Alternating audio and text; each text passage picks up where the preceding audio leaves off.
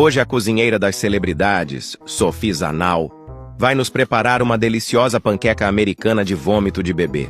Em uma panela oxidada de disco de arado de trator, ela põe para aquecer em fogo de lenha e despeja o vômito recém-coletado após o neném mamar e gorfar.